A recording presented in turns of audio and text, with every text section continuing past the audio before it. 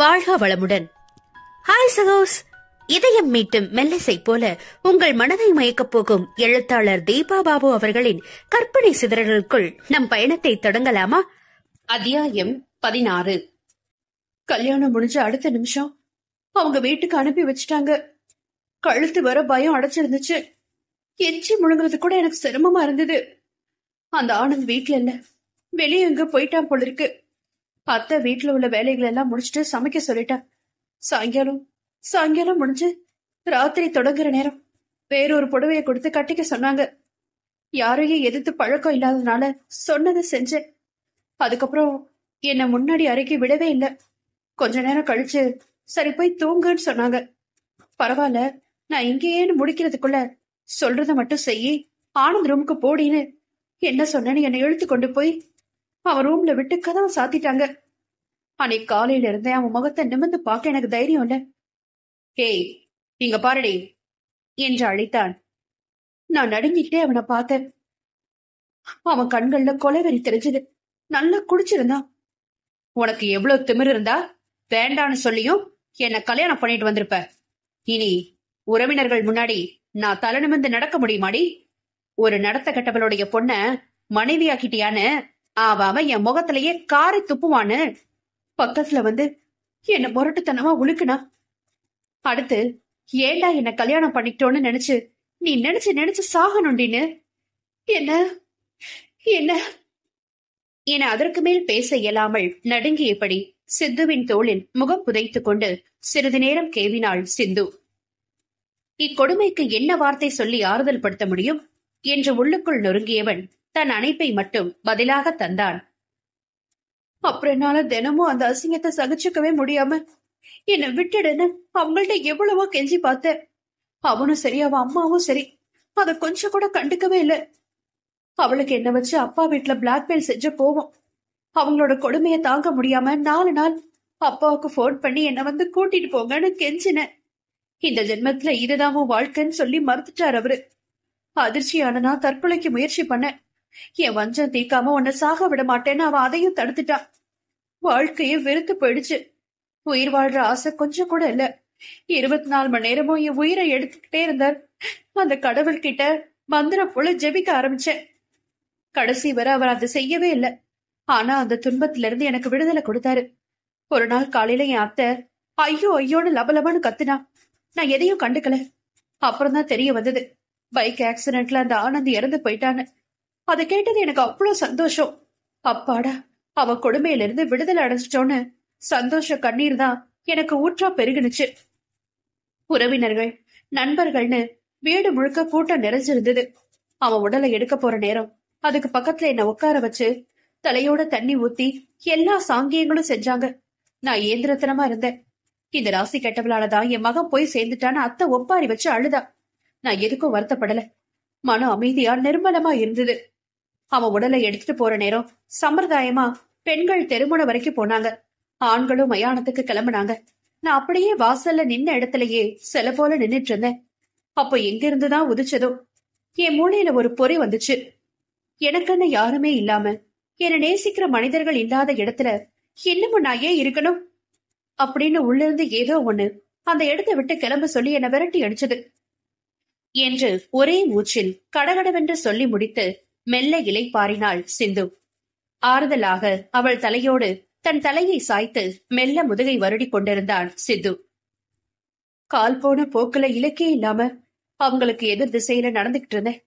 உணர்வே இல்லாம போனனா எதிரே வர்ற வண்டிய கவனிக்காம குறுக்க நடக்க அவங்க சரியான நேரத்துல சடன் பிரேக் போட்டு நிறுத்தி என்னை கண்டபடி திட்டினாங்க.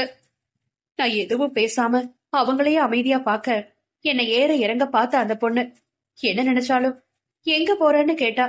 நான் பதில் சொல்ல தெரியாம முழிச்சேன். அத கவனிச்சவர் வீட்டை விட்டு ஓடி வந்துட்டியான்னு கேட்க நான் ஆமோதிப்பதா தலையசிச்சேன்.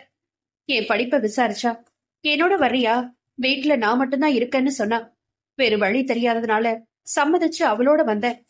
அவளோட குடும்பம் வெளிநாட்டுல இருக்க ஆராய்ச்சி ஒன்றுக்காக இந்தியா வந்தவ சிங்கிள் பெட்ரூம் அபார்ட்மெண்ட் ஒண்ணு சொந்தமா வாங்கி கூட இருந்தா. அவ ஒண்ணு எனக்கு உதவி செய்யணும்ன்ற இறக்கத்துல அவளோட என்ன கூட்டிட்டு போகல. நான் சுயலாபத்துக்காக தான் என்ன உடன் தங்க வச்சுக்கிட்டா. அவ ஆராய்ச்சி தொடர்பான கட்டுரைகளையும் புத்தகத்தையும் எழுதி கொண்டிருந்தவளுக்கு அதை டைப் செய்ய ஆள் தேவைப்பட்டது. அதுக்கு என்ன பயன்படுத்திக்கிட்டா.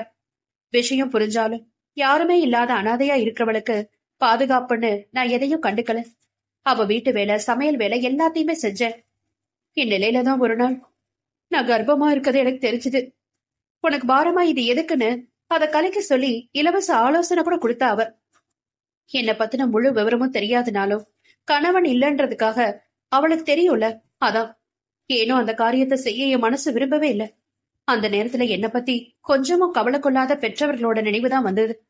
தான் கடமைய சரிவர செய்யாத அவங்கள போல இல்லாம என் குழந்தைய பெத்தெடுத்து அதுக்கு சிறந்த தாயா நான் வாழணும்னு ஒரு உத்வேகம் வந்துச்சு. கருவா உதிச்சதுனால அதுவும் ஒரு உயிர். என்ன நம்பி ஏன் பாதுகாப்புல இருக்கிறாத அழிக்க எனக்கு மனமே வரல என்றவளின் முகத்தை மென்மையாக நிமிர்த்திய சித்து குனிந்து அவள் நெற்றியில் தன் இதழ் ஒற்றி எடுத்தான். ரியலி யூ ஆர் கிரேட்டா. இத்தனை வழியிலும் குழந்தைக்காக யோசிச்சிருக்கியே என்றான் பெருமையுடன். லேசாக உதடுகளை விரித்தவள் தொடர்ந்தாள். அதுக்கப்புறம் சலிச்சுக்கிட்டாலும் அந்த பொண்ணு கடமையேன்னு டெலிவரி டைம்ல என்ன ஹாஸ்பிட்டல் அட்மிட் பண்ணி வீட்டுக்கு கூட்டிட்டு வந்து எல்லா உதவியுமே பண்ணான். எப்படியோ நல்ல விதமா தருணும் பிறந்து வளர்ந்தா. குழந்தைக்கு ஒரு வயசு இருக்கும்போது தான் வேலை முடிஞ்சு அவ தன்னுடைய நாட்டுக்கு கிளம்ப தயாரானா.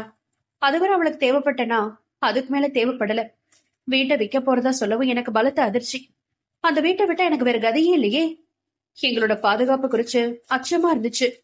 நானே தொடர்ந்து இங்க இருக்கிற, வாடகை வேணா கொடுத்துடுறேன்னு கெஞ்சினேன். கொஞ்சம் யோசிச்சு பார்த்தா உன்னால எப்படி முடியும்னு கேள்வி எழுப்புனா. உங்கள்கிட்ட வேலை செஞ்ச அனுபவத்தை வச்சு வெளியில ஏதாவது வேலை தேடிக்கிறேன்னு சொன்னேன். சரி, கைப்புள்ளியோட இருக்கிறதுனால போனா போதுன்னு 3 மாசம் டைம் தர, அதுக்குள்ள வேலையில சேர்ந்து வாடகை தரப்பாருன்னு மனமிறங்கி அனுமதிச்சா. கடவுளோட கருணை அப்படின்னு நான் நினைச்சு நிம்மதி அடைஞ்சேன். தீவிரமா வேலை தேடினேன், ஆனா கிடைக்கல. வயிற்று பாட்ட பாக்கணுமே. அந்த அபார்ட்மெண்ட்ல உள்ள வீடுகள்லயே தேவைப்படுறவங்களுக்கு வீட்டு வேலை செஞ்சு சம்பாதிக்க ஆரம்பிச்சேன். ஒரு வழியா 2 மாசத்துல 5000 ரூபாய்க்கு வேலை கிடைச்சது. நிம்மதி பெருமூச்சு விட்டனா 1000 மட்டும் எனக்கு செலவுக்குன்னு வச்சுக்கிட்டு மீதிய வாடகை பணமா அவ அக்கௌண்ட்ல போட்டு விட்டுருவேன்.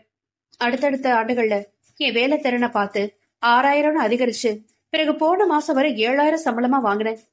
ஒரு கட்டத்துல வீட்டு வேலை செய்யறத நிறுத்திட்டேன். ஆனாலும் வேலைக்காரிங்கிற முத்திரை விழுந்துட்டதுனால யாரும் தங்களோட கௌரவத்தை விட்டு எங்க கிட்ட நட்பு பாராட்ட விரும்பல.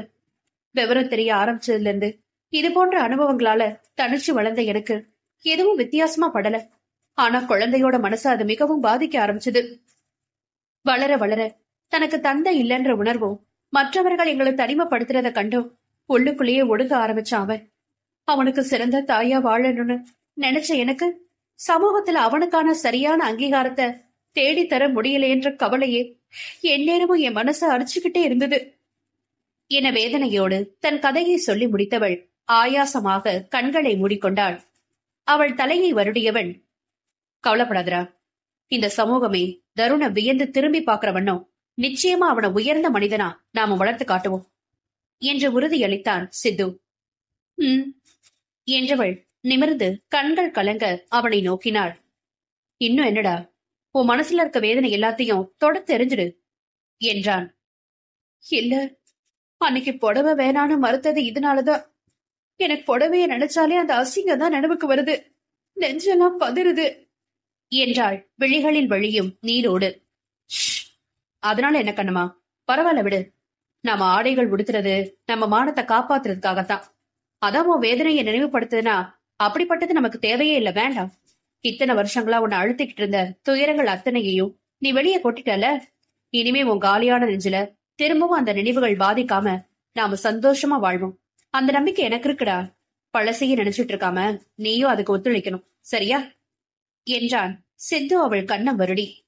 அவன் கரத்தை தன் கன்னத்தோடு சேர்த்து அழுத்தி கொண்டவள், நிச்சயமா உங்ககிட்ட முழுசா என்ன வெளியிட்டதுக்கு அப்புறம் எனக்கும் அந்த நம்பிக்கை வந்துருச்சு என்று மின்னல் கீற்றாய் புன்னகைத்தாள் சிந்து. நட்புகள் எல்லாரும் நம்ம சேனலை மறக்காம சப்ஸ்கிரைப் பண்ணுங்க. கதையை கேளுங்க, லைக் பண்ணுங்க, கமெண்ட் பண்ணுங்க, பிடிச்சவங்க ஷேர் பண்ணுங்க. நன்றி.